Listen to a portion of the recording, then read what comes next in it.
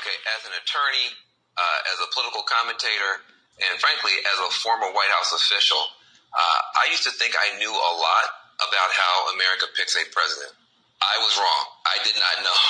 And this year I've been doing some research into some of the fine print and all the different things in our Constitution that we never talk about. And I've discovered some legal loopholes that shock me, I guarantee will shock you, and could determine the way that the presidential election in 2020 turns out.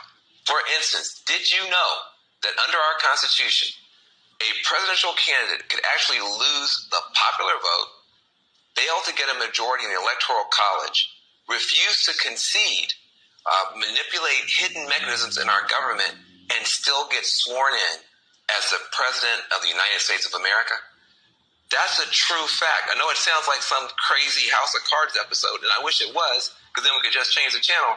But I just described to you a real-world, real-life possibility that could occur this year, the year I'm talking, in 2020, or in some other year if we don't fix some of these glitches in our system.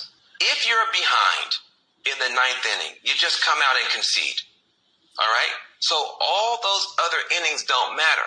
That's really how the presidential elections work in America, because the Constitution actually spells out two different sets of innings. You got the popular election process everybody pays attention to, and then you've got the elite selection process that everybody essentially ignores.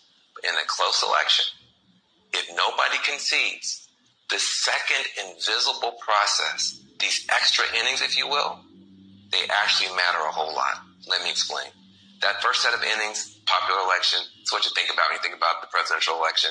It's the primaries, the caucuses, the debates, the conventions, it's election night, it's all that stuff. Most of the time, the loser on election night, at that point, just concedes. Why? The American people have spoken, all that. But according to the Constitution, the game is technically not over.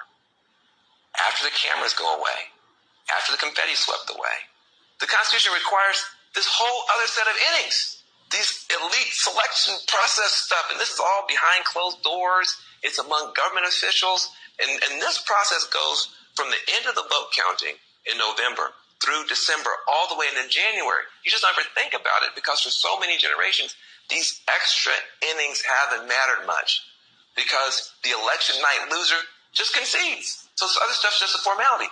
Even in 2000, Vice President Al Gore gave up as soon as the Supreme Court ordered an end to the vote counting. Gore did not continue the fight into the state legislatures, into the Electoral College, into Congress. He didn't try to discredit the results in the press. Frankly, he didn't send his supporters out into the streets with protest signs or pitchforks or long guns. As soon as the court said the vote count is done, he just conceded to George W. Bush. Because that's what we do. That's just kind of how we do things around here. You don't fight in the extra innings until maybe 2020. Curse you, 2020. So what could happen instead?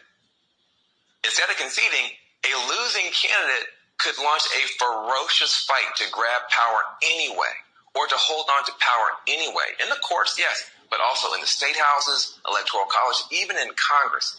They could file, for instance, dozens of lawsuits attempting to block the counting of millions of mail-in ballots, saying they should all be thrown out. They're all fraudulent. Then they could demand that the states refuse to certify the election because of all this alleged fraud or interference from a foreign power. Or the loser's party could send a rival slate of electors to the Electoral College or to Congress and say, no, we're the real electors, and create a whole situation with that. Any of this stuff could create such a mess in the Electoral College and the Congress that the whole matter just winds up in front of the House of Representatives for the first time since the 1800s. Now, here's where it gets totally crazy. If the presidential election winds up in the Congress and the House of Representatives, they don't have to pay any attention at all to the popular vote or the electoral vote. It's like the election never happened. And then it gets even crazier. The final tally in the House is taken not by delegate, but by delegation. In other words, individual Congress people don't get to vote. It's done by states. Now, get your head wrapped around this. In 2020, the majority of Americans live in blue states, but there are more red states. So there's a possibility that the Republicans in the House of Representatives could just anoint their candidate to be president, even without the popular vote or a majority electoral college. That could happen. Now, some people would call that outcome a perfectly legal, perfectly constitutional coup against the very idea of majority rule in the United States. That is possible under our Constitution, and it could happen this year.